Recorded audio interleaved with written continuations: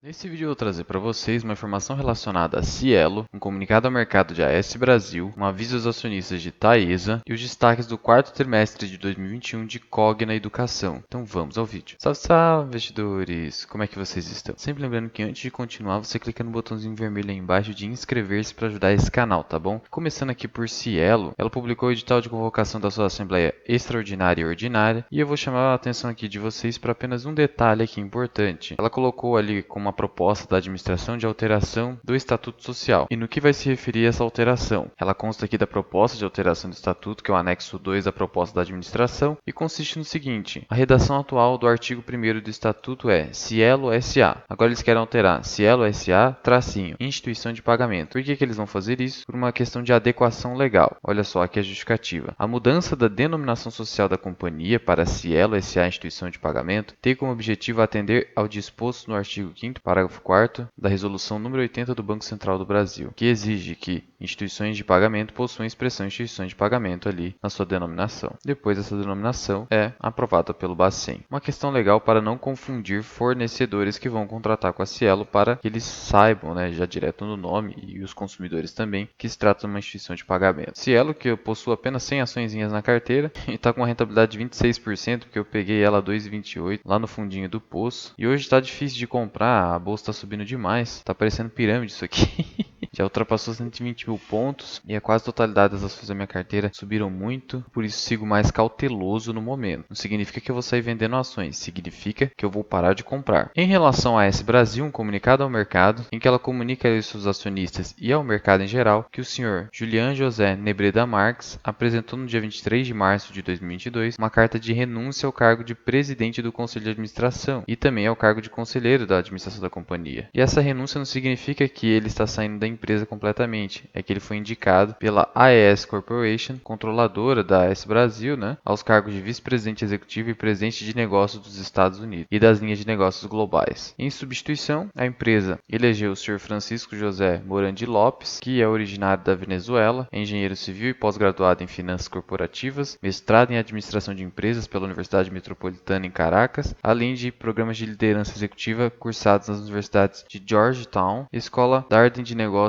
da Universidade de Virgínia, nos Estados Unidos. Desde 2020, é membro efetivo do Conselho de Administração da AES Brasil. Na prática, ele já tem mais de 10 anos de atuação na AES Brasil e aí, então, é alguém com experiência para assumir a presidência do Conselho. Prosseguindo aqui em relação à Taesa, um aviso aos acionistas, em que ela comunica ali que, em decorrência das alterações do artigo 289 da Lei das Sociedades Anônimas, as publicações obrigatórias da empresa, que envolvem avisos aos acionistas, comunicados ao mercado, fatos relevantes, avisos aos debenturistas, deixaram de ser obrigatórias e não vão ser mais publicadas ali no Diário Oficial do Rio de Janeiro. Lembrando que a sede da Taesa é no Rio de Janeiro. Só serão agora publicadas no jornal Valor Econômico e também no site de relações com investidores da empresa, bem como no website da CVM e da B3. E Taesinha essa que hoje, na data do dia 25 de março, já está custando R$ 44,39 as ações, as units da companhia. Isso está me dando uma rentabilidade de quase 50%, porque o preço médio é R$ 30,51, fora, obviamente, os dividendos que eu já recebi. Então já passou de 50% de rentabilidade. Hoje, então, é praticamente impossível na minha carteira comprar Taesa. É óbvio que quem for começar a investir agora, para longuíssimo prazo, não há risco, mas não estou fazendo nenhuma recomendação. Só que você precisa entender que preço é importantíssimo para que sua rentabilidade aconteça mais rápido, para que seus dividendos sejam maiores num período menor de tempo, e assim você possa se aposentar com mais velocidade. Se você sair comprando a qualquer preço, vai levar muito mais tempo para que a sua carteira ele tenha um retorno favorável e um fluxo de caixa capaz de te aposentar. Atualmente, o momento, como eu disse, é de muita cautela na bolsa. Alguns ativos apenas da minha carteira estão abaixo do meu preço médio, por exemplo, Indústrias Home, estou com uma perda de 10%, que acabou caindo bastante. IRB, obviamente, eu comprei no 5,79, 40% de queda. E Cogna, que hoje está subindo quase 15%, já chegou a bater 15% de alta, porque os resultados foram favoráveis na visão assim do mercado,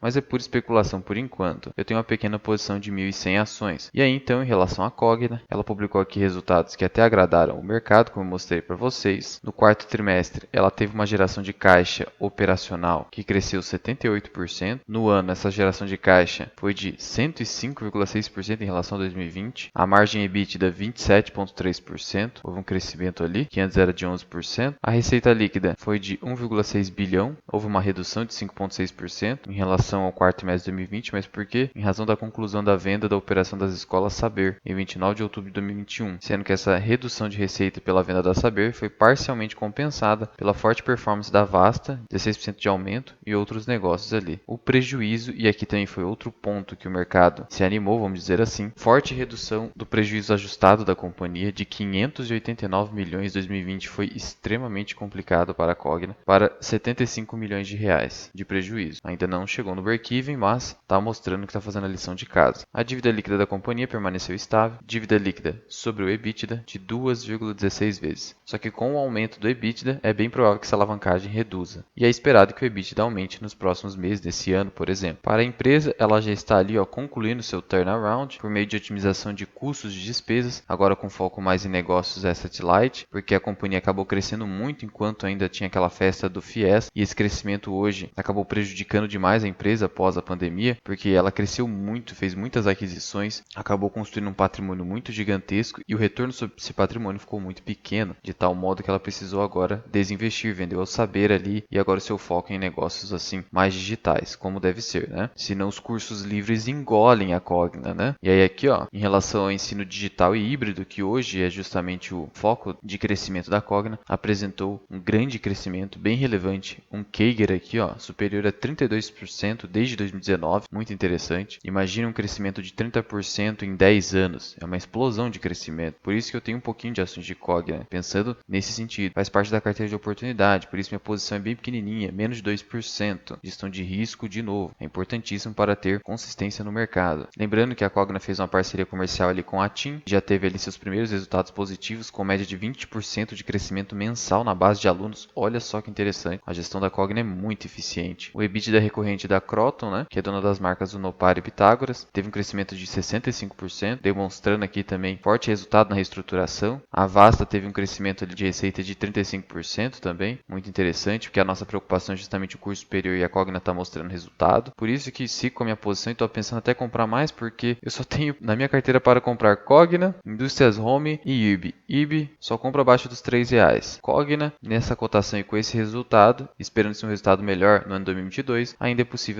para mim, na minha carteira, não é recomendação, fazer novas aquisições, mas só com os dividendos que eu receber das outras ações, porque eu não vou fazer aportes por enquanto a bolsa estiver acima dos 120 mil pontos. Olha só, o guidance da receita líquida está ali mostrando um crescimento de 32%, ou seja, a projeção para o primeiro trimestre de 2022 já é de um forte crescimento, então podemos esperar uma melhora ainda maior no resultado do primeiro trimestre de 2022. Importante lembrar que a própria companhia entende que as suas ações estão muito descontadas, aprovou um programa de recompra de ações de até 5,48% das ações em circulação da empresa. É uma empresa que tem um enorme free float, mais de 90%, e hoje quem tem o maior número de ações da empresa acaba sendo o fundo Alaska Black. E esse programa de recompra vai do dia 11 de fevereiro até 10 de fevereiro de 2023. E você já verifica que essa recompra já está mostrando resultado, já que a cotação cessou com as suas quedas. Claro, está seguindo a tendência do Ibovespa, mas conseguiu se estabilizar ali nos 2,20 ali. Em relação a balanço patrimonial, quero chamar a atenção aqui de vocês para uma coisa. Embora você venha aqui e verifique que o patrimônio líquido da companhia seja de quase 14 bilhões de reais, e isso faria você pensar que comprar a companhia a 4,7 bi hoje de valor de mercado seria simplesmente de graça, tá te dando a ação. Eu quero te mostrar uma situação aqui no balanço patrimonial, que é a seguinte. Lembra que o patrimônio líquido é o resultado positivo da subtração entre o ativo e o passivo? E aí você soma ativo circulante e não circulante e desconta do passivo circulante, mas não circulante. Esse resultado aí dá o patrimônio líquido. E aqui, se você subir no balanço, você vai verificar que em relação ao ativo circulante, não há nenhum problema, não tem nenhum tipo de distorção aqui. Só que em ativo não circulante, você tem aqui ativos intangíveis, tá? E também os imobilizados. Tem muita gente que na parte de imobilizado estaria havendo uma supervalorização aqui, de modo que haveria um ágio, mas acho difícil contrapor aqui. Afinal, essas avaliações têm se mantido constantes aqui nos trimestres, então teria que ter uma impugnação aí mostrando que está errado, mas o meu principal foco é essa avaliação dos ativos intangíveis, porque envolve o que são ativos intangíveis? São as marcas, são direitos de patente, direitos autorais, ou seja, qualquer tipo de ativo que não é físico. E aí é muito difícil o valuation de ativos não físicos. E aqui sim pode estar havendo uma superavaliação, de modo que esses 15 bi aqui de ativos intangíveis, se tivesse, por exemplo, avaliado pela metade do valor, por exemplo, 7 bi, não seria um patrimônio líquido de 13 bi, mas 13 menos 7. Seria algo em torno de 6 a 7 bilhões de reais de patrimônio líquido, de modo que o valor de mercado não estaria tão abaixo do valor de patrimônio líquido. Então, na minha visão, um patrimônio líquido sustentável para vocês tomar decisões de investimento em relação à Cogna seria algo em torno de 6, 7 bi. 6 bi para ser conservador, considerando o risco hoje mais elevado de investir na empresa. Ainda assim, a empresa estaria negociando abaixo do valor de patrimônio líquido. Risco zero, já que o patrimônio líquido garante as suas ações no momento. E aí, esse resultado de Cogna, segundo a Levante aqui, por exemplo, após um ano de 2020 repleto de dificuldades, a empresa fez a lição de casa, como eu falei para vocês, redefinindo suas estratégias, remodelando sua estrutura de custos e investimento em negócios de grande potencial de crescimento. Claro, porque daí, com foco hoje no ensino híbrido, o retorno é muito maior, né? A gente sabe como a margem aumenta quando você foca no digital. Por que você acha que esses influencers aí do YouTube que vendem cursos, por exemplo, Primo Rico, Investidor Sardinha, ganham tanto dinheiro? Porque a margem é muito grande. O custo é muito baixo para vender esses cursos. Você cria um curso que basicamente é a sua força de trabalho. Depois disso, você vai gastar com marketing, com divulgação e